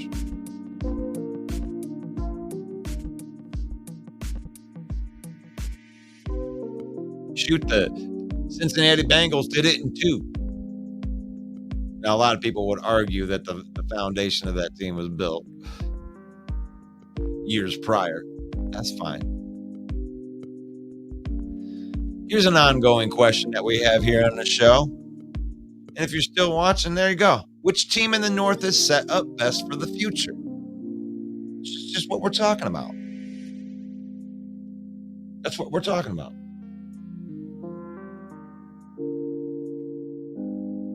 I think the Lions are set up the best. I think the other teams are definitely right there, though. They're doing right things, but the Lions are just a year ahead of everybody else right now. Next year, I think the playing field's going to be way more level. But I still think the Lions are going to be the best team in the division. This young roster is going to go through more of a maturation process. You're not going to have a ton of turnover next year for the Lions. We're not hoping to get, X, Y, and Z dude. We're looking to keep the band together. We're looking for our, Jack Campbells and Brian Branches and Ifeatu Melifonwu and Pascal and Aleem McNeil, all these guys to get a year better. We don't need a new dude. We just need the guys that are on our roster to continue to get better. There's not going to be a big turnover. We're not going to get rid of a lot of dudes. A lot of the dudes are signed already for the Lions. Now, the Packers, they feel good. They should feel good. You got a quarterback. I mean, you could change your defensive coordinator. Maybe he'll just turn that whole defense around without having to do much. This is another roster that I don't think is going to do much. You got 40 extra million invested along your offensive line. Continue to draft. I mean, you drafted 2 tight ends. You got 5 good young wide receivers. Don't really have to do much there. Maybe you draft your running back of the future. Feeling good there. You got money. Extra 40 million because that Band-Aid gets ripped off. You already ate all that dead. So Packers should feel good. Vikings should feel good too.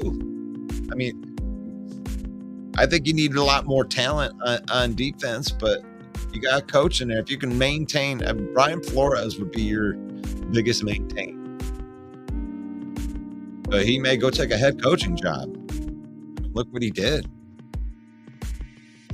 As a Viking fan, your future is so uncertain right now. I mean, are you scared of losing Brian Flores? That's what I'll ask you, Sarah. Sarah, the best Viking fan in here. Sarah, what do you think? Are you scared of losing Brian Flores? That's a good question. Steve says, what can Hooker bring?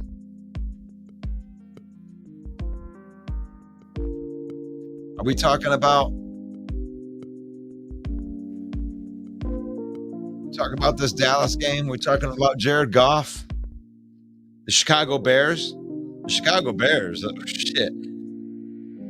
You want to talk about an exciting future. Now, I think that the Bears would have the biggest, like if somebody says, oh yeah, you think that you're just the best going forward, I think the Bear fan would have the biggest gripe with me saying that the Lions have the best future.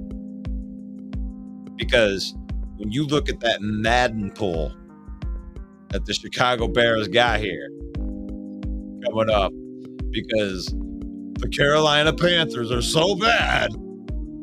Oh my God, is that a bad team? You're going to get the number 1 overall pick and your pick. I mean, there's probably a pocket of Bear fans that are like, lose out so we can have 2 top 5s. There's, I mean, the chance, do you have a better chance to make the playoffs or a better chance to have 2 top 5 picks? I don't know. I don't like to think like that. I would be on the side of the people that are like, let's win all of these games. Nothing good comes from losing on purpose or draft position. You're already getting a gift from the football gods above. For Carolina Panthers being so bad, you're going to get the number 1 overall pick. You're going to get the best player in college football because Carolina sucks. And you don't have to. You can win out if you want to. You want to go ahead and win 8 games, you're still going to have 2 top 15 picks. Because there's a smorgasbord of a whole bunch of... You go and win 7 games. Let's say you finish 7-10. You split, right? You drop this one to Atlanta, but then you go and you spoil Green Bay. Fun, right? That 7-10 record's going to get landed maybe even a top 10 pick because there's so many people that are 7-7 right now. 7-8, 8-7.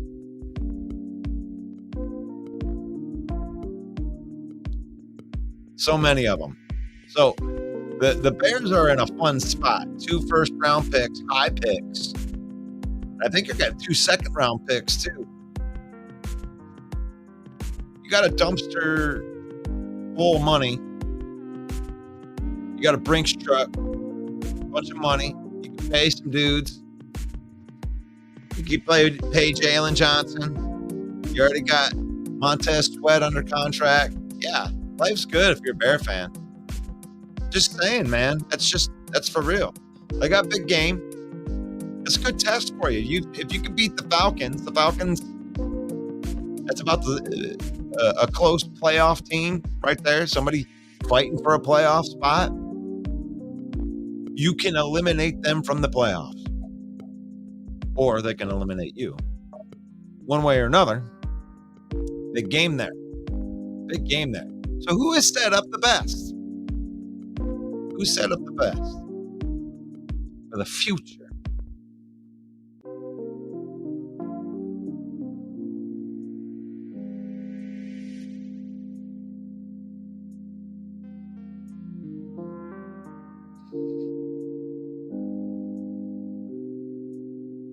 I can't wait to be a top division because that's never happened, right? We had the black and blue division.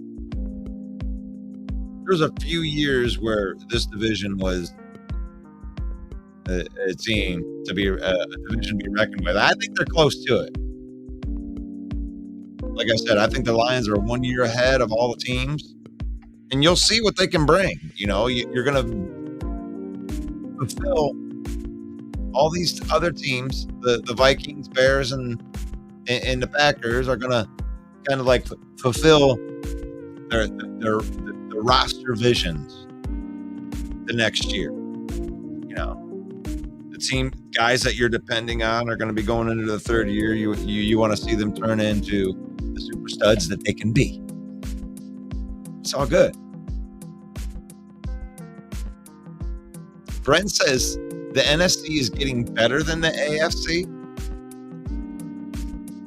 I think there is some truth to that, Brent. I can agree with part of that. Because you look, because the NFC's been so bad.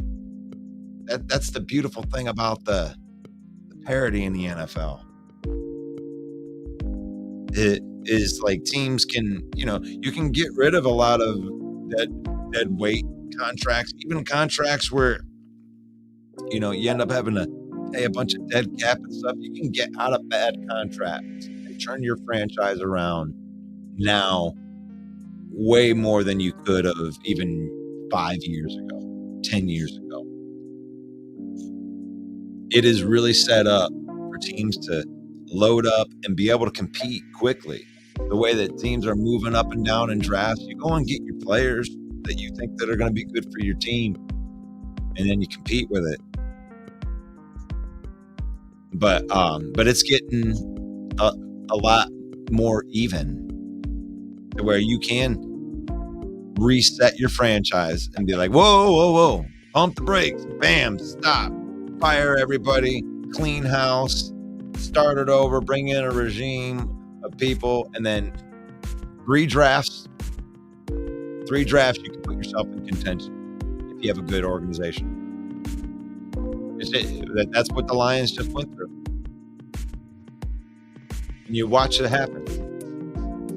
I think that the Chicago and the Packers have reloaded and done the house cleaning in a way that it's going to work money-wise if Ryan Poles does the right thing. I know that you guys love some Justin Fields, but you keep Justin Fields. Next year, you draft the quarterback number 1 overall. That's what I say you do. If you're a Bears fan, you get your quarterback of the future. You have Justin Fields there as a weapon. At the worst case scenario, you let him walk.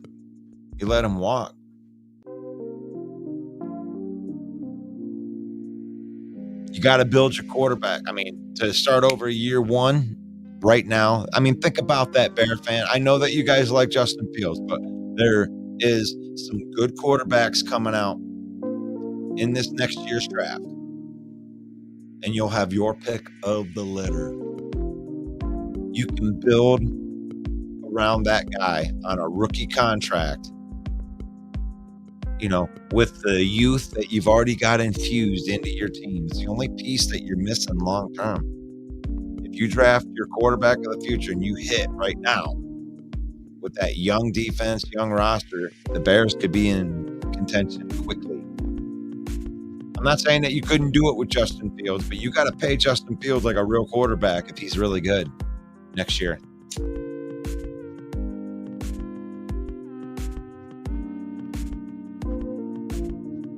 Bears are in a great spot right there. Ryan Poles holds all the cards in that. I mean, Justin Fields' contract, just let it, let that contract run out.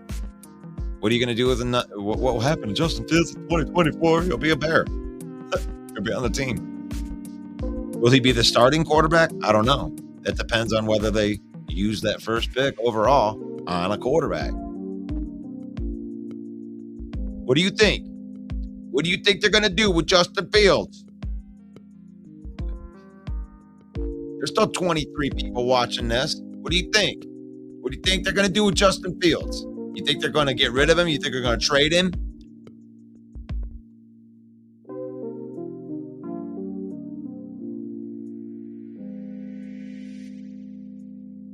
Ooh, Rebecca says that she feels that Tyson Bagent has more potential than Fields. I might get hate for that comment. Just my opinion. I don't hate the comment. I mean, it's legitimate at this time. When I defend Justin Fields at this point, it's based off of, a couple of plays within a game that you see that he has the ability to do the things that he needs to do. But he's got to become a better thrower. And right now, Tyson Bagent is a better thrower. So I don't know why you'd get any hate for that. I think that's a great comment, and thank you for it. Brent says no. Rebecca, you can say whatever you want. Socialist NFL sharing the money. Don't you wish that they would? They make enough.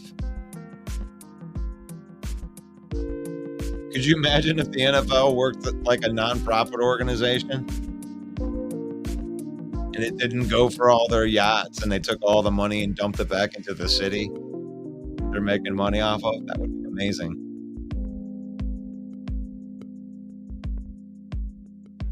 And I'm not talking about the millions that they donate. They do. Like the NFL goes and does, their charity work and everything.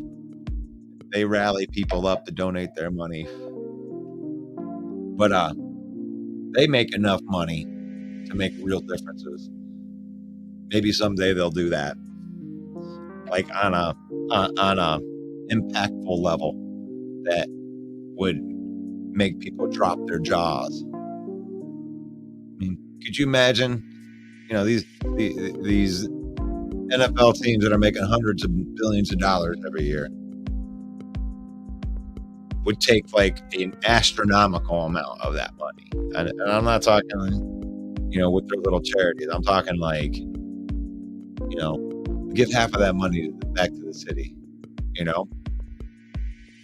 One of these days, people are going to do that. And they're going to realize that with as much money is out there, it can't be on a big level to feed everybody, that would need it. We'll see. We'll see one of these days. One of these days.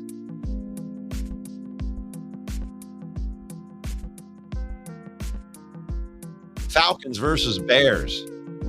The Falcons are fighting for a playoff spot and a division title. I know the Bears are, they were wishing that they were in that division at this point. Could you imagine that, Bear fan? Mike the Bear fan? If you were in the Falcons division, you'd still have a shot to win it. Oh. Vikings, Packers. That's so big. That's big. That's one of the that's probably that's got to be on the top 5 of the biggest games of the week.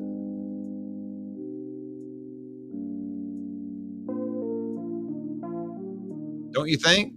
Vikings versus Packers. If you look at all of the matchups for the whole week, that's got to be a top 5 matchup.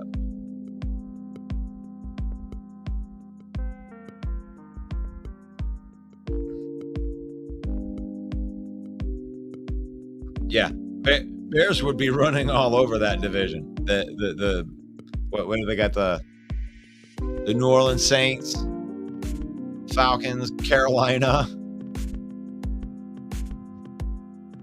Yeah.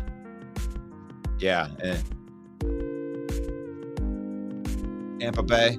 Tampa Bay is pretty good. I think Tampa Bay is the one that's actually going to come out and win that. I think they are the Tampa May field.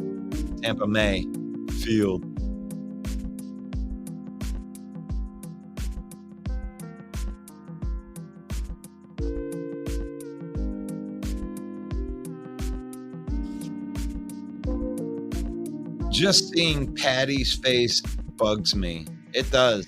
That's like, to me, Matt Patricia's face is the face of PTSOL. Post-traumatic, same old lines. And that's that feeling. The post-traumatic, same old lines, that feeling that you get in the pit of your stomach when the other team has a chance to go down and, get that game-winning touchdown or whatever. Post-traumatic, same old Lions. I don't know why.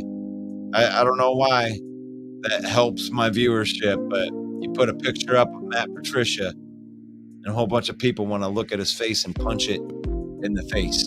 I think that when people see the face, they immediately have an emotional connection to it. They want to punch it.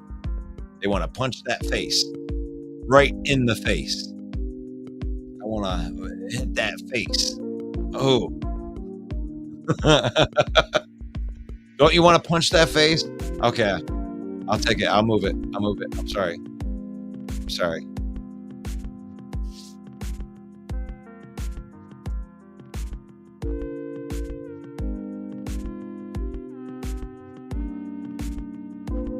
This has been that last call. It's the last call. I know some people like to hang around and hear football talk. I always have a couple extra things that I like to talk about. You want to get in deep. You want to get into some questions that are out there into the world right now. Aaron Glenn is such a topsy-turvy topic. You are on one side or you're on the other side of this. And actually, I think that there's three sides. Like this picture right here is not calling out any one individual person. We have all been every one of these people right there. To your left, you got the over apologetic fan that nothing is wrong, everything is fun, and they'll complain that other people complain. You're not a real fan. You don't even like the Lions. How can you say that Jared Goff is playing bad? How can you say that? Well, because he threw 3 freaking interceptions, and he deserves to be criticized on that. But it's okay. We've been that guy. We've been the one that wants to call out everybody else. Chill on that. The one in the middle, those ones are the eternal pessimists. That's the one that creeps up when you see Matt Patricia's stupid face in there. Like, you're thinking that they're going to steal defeat from the jaws of victory, and you just got that feeling that we've been there. That's that feeling. And the guy on the right, he thinks he can fix everything. He thinks it's just like, yeah, you need to go out there. He just needs to make adjustments. If he would make adjustments, then we'd be better at defense. Okay? It's like, shut up. Stop. You can't fix it. They make adjustments on every single play. Every play. All of them. These guys are so good at football. So we have to decide, which one of the fans that we want to be. And we're a little bit of all these. Yeah, we can claim a little bit of all of those characters right there. But Aaron Glenn has improved the Lions defense. Myth versus facts. This is something that I've put up week after week after week. And the story changes, but I think that when you look at the whole thing all together, you can say that he's improved the defense. It's a fact. Statistically, you look at it, it's a fact.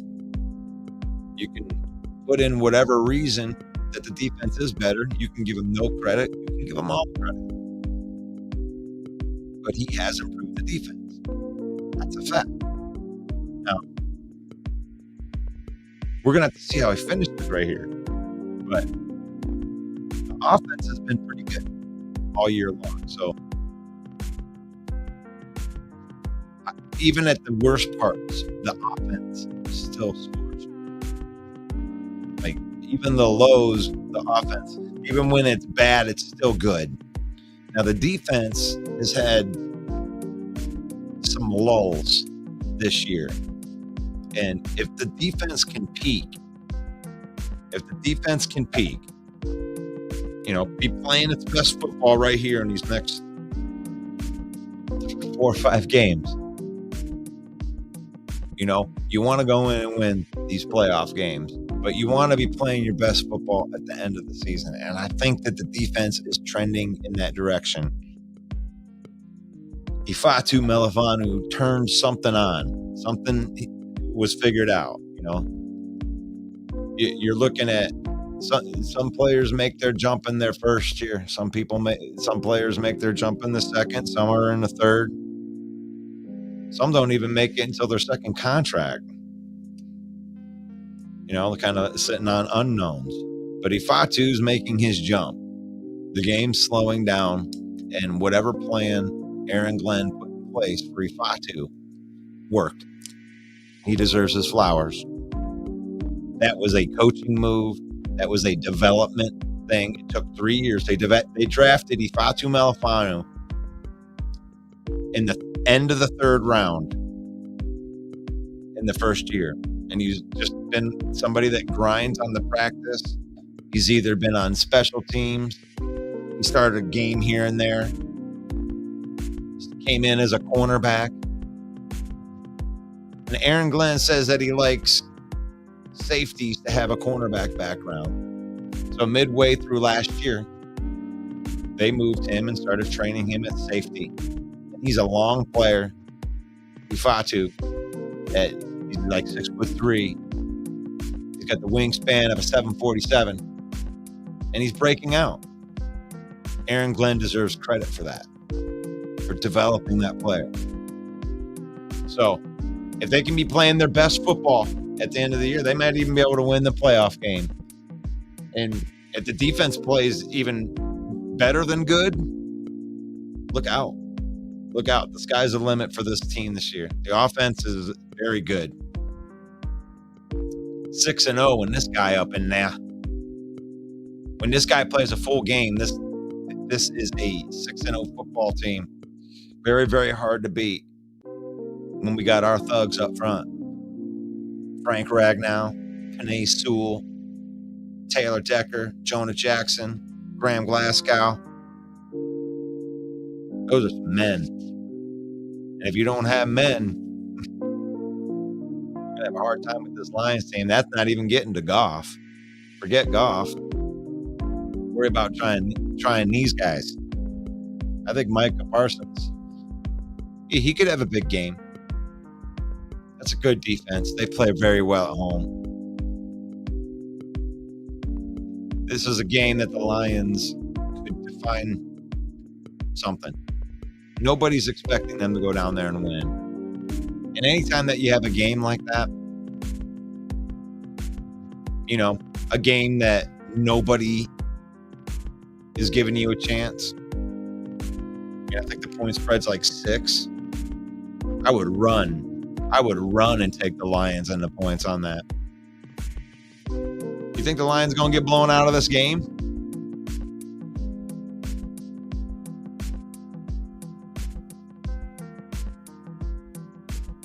You think the Lions going to get blown out of this game? Yeah, hit that like button. Don't forget to hit the like button. See, I like it when you guys remind me to do my job. I should say that more. But if you're still watching right now, just reach down and hit that like button if you haven't already. I know most of you probably have, because there's 15 people watching. There's 17 likes on there. So you guys are doing pretty good. 18 likes. 20 likes. All right. Well, I guess, shut up, Russ. Let them do it. Oh, man. The Lions, I like that call of any given Sunday. If the Lions give the Cowboy any momentum, it's over. I think the Cowboys are going to have a hard time physically against our team. And nobody should know that more than the Green Bay Packers. Even in the game that we played, you guys have to get, when you're prepared for a physical fight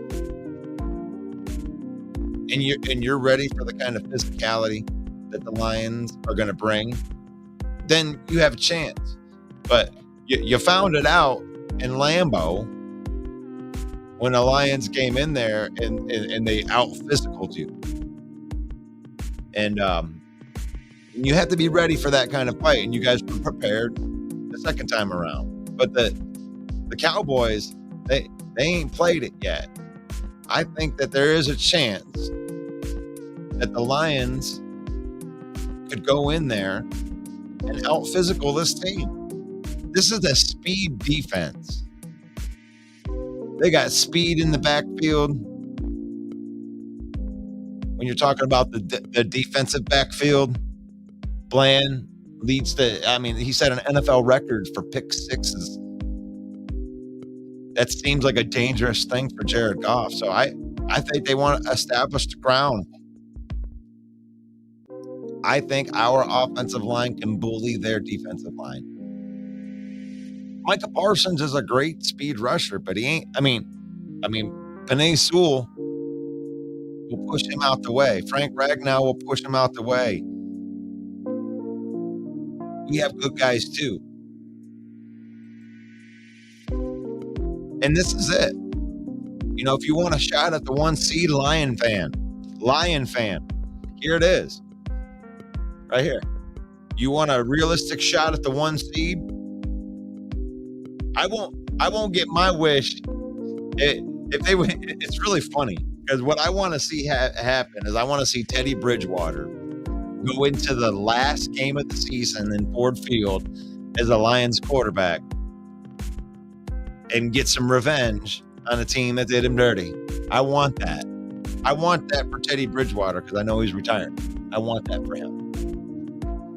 Probably won't get that because if they go down there and they can win in Dallas, that 1 seed all of a sudden becomes something that you can touch. You could go and do that. And then all you got to do is get that victory at home against the Minnesota Vikings. And then you would have to depend on Matt Stafford one more time to get that W in San Francisco. And then the Lions could have the 1 seed. But you got to win this game, guys. This is a game nobody expects you to win. Lions need to keep winning games like that. It was like week 1. Nobody picked the Lions. The Lions went in there and did the thing no one thought would happen. And I don't care what they didn't have Kelsey, whatever. Nobody expected them to win that game. They did. They've had a couple of games that were like that. Going into Lambeau and winning like that, that was unexpected. Even Packer fan has to admit that was unexpected. Now, this is another game that's like that. To go down to Jerry's World, down in Dallas. Yeehaw! Just the good old boys. Never meaning no harm. Going down there, the good old boys, the Dallas Cowboys. You get a victory down there. They're like 7-0 at home. And I think that streak extends back into last year too. I think they're somewhere 12, 13 wins or something like that in a row at home. Could the Lions be the one to upset them in Jerry's World? I don't know, man. That's a tall order. But here's the thing. If they want to win the NFC, if you want to win the NFC, you need to be able to go into Dallas and get a win. There's no more talk about, I don't want to face this team. I don't need to face it. I don't want to face it. You better get ready to face any of these teams.